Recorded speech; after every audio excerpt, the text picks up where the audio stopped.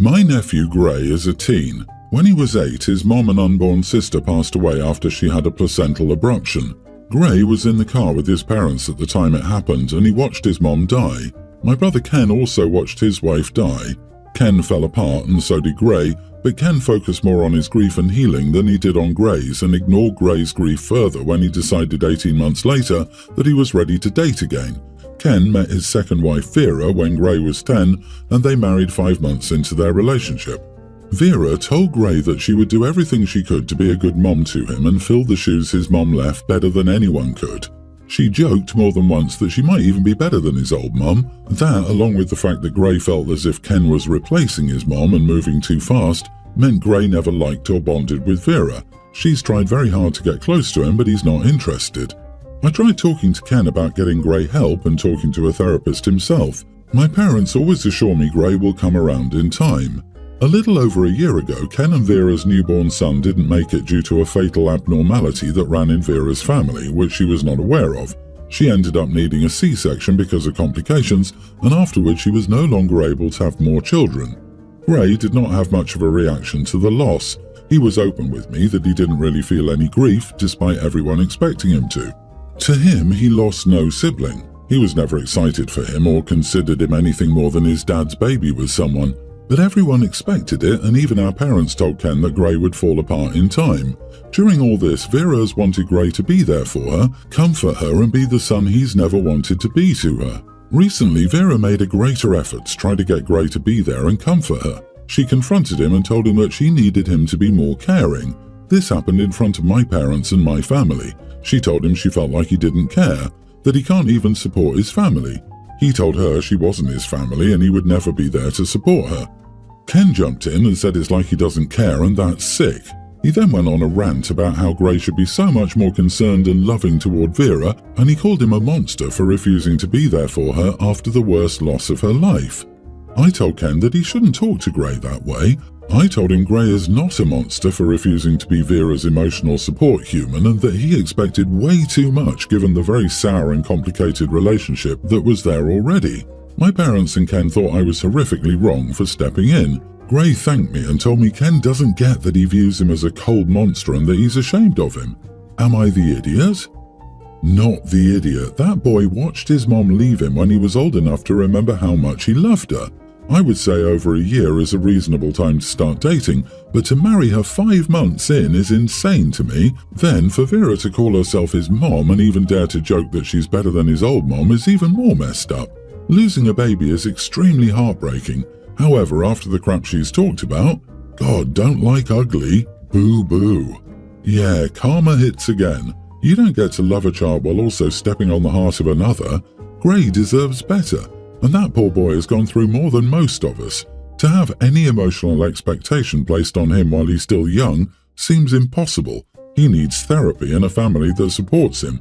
Also, your brother and his wife are idiots. Your nephew will probably need your support to know he has an alternative to where to live or who to associate with once he's an adult and can get away from them. Yes, everyone else is allowed to grieve and get support, but Gray has never been given that. 3 more years and your brother will be wondering why his son only visits you and is in no contact with him.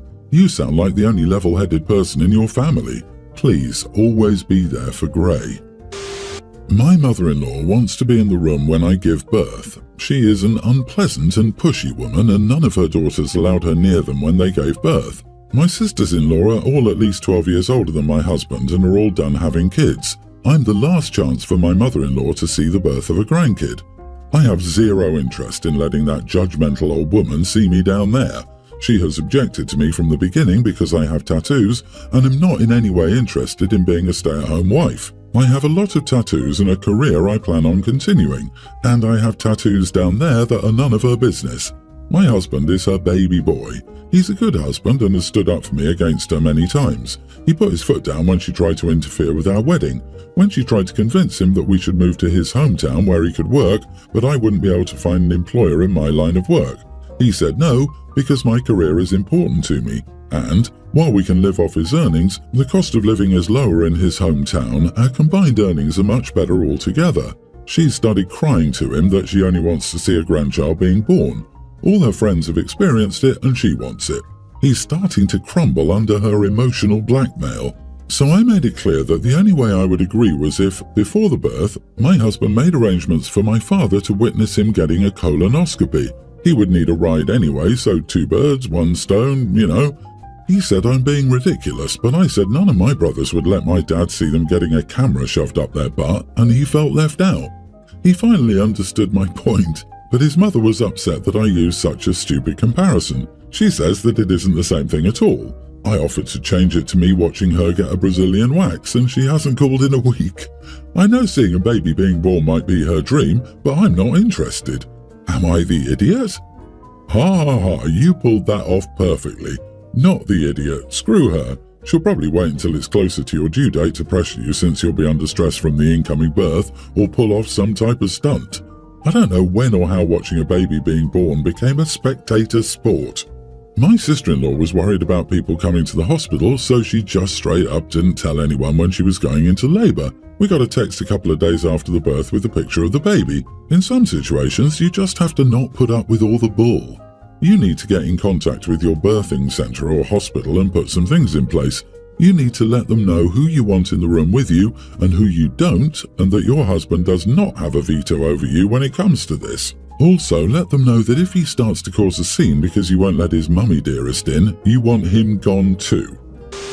My husband was injured when we were in high school, almost 18 years ago now, and uses a wheelchair now. We have 4 children, his teen son from a previous relationship, a preteen daughter, a kindergarten-aged son, and a young toddler daughter. My parents usually host a big Christmas every year with all the kids and their families. Sometimes it's at their home, and sometimes it's at a vacation destination. In previous years, it's always been accessible for my husband. Still, this year they've chosen to have it at a mountain ski resort that is largely inaccessible and would have a lot of activities that would leave my husband out. So we told them we were going to do our own thing for Christmas this year. No biggie, right? They responded with, "How about you send the kids? You can do your own thing." We responded that we wouldn't be sending our kids, and that if we couldn't all attend, nobody would attend. They're upset and accusing us of withholding the kids from something that brings them joy and being bad parents. Am I the idiot for telling my parents that my kids won't attend Christmas if everyone can't attend? This is amazing. Of course not the idiot. They've excluded your husband from Christmas, and their solution is that you can split up your entire family for the holidays. Do they have a problem with your husband? Honestly, I would almost feel like this would be less awful if they'd done it on purpose than if they've been that level of ignorant towards him and your whole family. They want you to send a young toddler over. I mean, sending the other children is bad enough, but a toddler? That's insane. You only get to spend a number of Christmases with your kids before they grow up and have their own families. After that, they'll put their families first. It's the natural order of things. Enjoy this Christmas with your husband and kids. If your family didn't consider your husband's accessibility needs, you don't have to give up your kids for the holiday. You can offer to visit with the kids another time. It's pretty obnoxious of your parents to assume they have rights to your kids. Wow. Crippled chick here. I feel sick reading this story. Your parents should be ashamed of themselves. I suspect whatever solution is reached, your husband will feel bad about things. I know I would internalize that BS and feel like I'm the problem. Please hug him and ensure he knows he's not responsible for other people's craziness. I hope you have a warm, wonderful family Christmas together. God bless. Let's start this story at the beginning. 4th of July 2022, spending the weekend with my parents at the lake. Me, my son, mom and dad. While heading back to the resort from the lake, dad driving, mom in the passenger seat, son behind dad, me behind mom, I noticed that my mom was texting someone on her phone with the screen cover open so that dad couldn't see what she was doing. I find this kind of thing odd, but didn't think much of it until I started to read the messages she was sending. She's messaging some guy and having a very intimate conversation. Immediately I become extremely mad, but I don't want to start drama in the truck while my son is there, so I wait until the end of the weekend to verify that I'm correct in my assumptions. As the weekend goes on, I'm looking over her shoulder every chance I get trying to read her phone, and lo and behold, I get more. So I confronted her over text with my dad in the room, to which she denied everything. I'm not shocked, so I told her she needed to tell dad. After that, I went to bed and stayed silent. She hadn't told him when we left on Sunday to head home. So my dad worked nights, and at the time, my mom helped me with my son because my work schedule didn't allow me to take him to school in the morning and work 10-hour days. So I would take him to my mom's every night and she would take him to school in the morning. After the 4th of July, I was absolutely angry, but I didn't have a choice. I still needed her, so I put that aside and did what I needed for my son. I told her she needed to tell Dad everything and figure it out. So what does she do? She kicks him out and lies to him. So my dad feels blindsided by this and like he has nobody. Growing up, my dad and I didn't have the best relationship, but during all of this he relied on me to be there for him, so I was. For everything from him just being lonely to having a heart attack scare, I was there for all of it, and Mom was nowhere to be found except constantly starting fights with Dad over stupid stuff. Let's jump to this summer. My mom asked to take my son for the weekend to go to a local amusement park and stay at a resort nearby. I agreed because I still needed her. Well, the weekend goes by and she drops him off. Then, as he's telling me about his weekend, he tells me about Nana's friend who was there with them. So I pulled up a picture of him. Yes, I stalked his Facebook and figured out everything I could, and I asked my son if that was him and he said yes. Well, my mom never bothered to tell me he would be there, so I immediately got angry. Within 2 weeks, I gave her back my key to her house. I almost started a fight doing that without saying anything to her. Fast forward to this year in August. I received a fantastic opportunity with my work, allowing me to take a job in the office and leave the shop. I work in a steel shop and move into the engineering department. Right before my son was scheduled to start school, my boss allowed me to change my schedule enough so that I could take my son to school in the morning and be off to pick him up in the afternoon. Now, my son hasn't seen my mom since summer school let out. Since his birthday is in November, my mom asked if she could pick him up from school and spend some time with him for his birthday. I said no because she decided not to bother to tell me about her little trip with her boyfriend that she didn't bother to tell me about. She never fully apologized for anything. She just called me childish and said that even my dad wasn't as upset as I was. Of course, I know that's not true because I talk to my dad constantly. She then tries to guilt trip me by saying that I'm only hurting my son by keeping him away from her. But the thing is, he hasn't even asked about her since the end of summer school. He was never excited to go to her house every night. He wanted to stay with me and have me take him to school, but I couldn't because of work. Am I the idiot? You are the idiot. You had a problem keeping silent while you used your mom for your benefit. And now that you don't need her, you're happily on your moral high horse. I'm sorry, but grow up. This is between your parents. Your mom's relationship with another man is none of your business, and you shouldn't have been reading her texts. You're also an idiot for not realizing that she's punishing her son by using him to hurt her mother. Whatever drama the adults have going on has nothing to do with him, and he's too young to understand or be told. All he knows is that he can no longer see his grandma after years of her being one of his daily caregivers. I'm outraged. You obviously got your morals from your mother. If you didn't read, OP wasn't happy before, but things are what they are. Last summer, the mother completely broke OP's trust by taking the kid to an amusement park with her boyfriend without informing OP the boyfriend would be there. And that was the straw that broke the camel's back. So it's not like she was exposing the kid to the boyfriend before, or if she was, OP had no knowledge. But now, knowing for sure, it's perfectly legitimate what OP has done. The mother chose to admit the boyfriend would be on that weekend.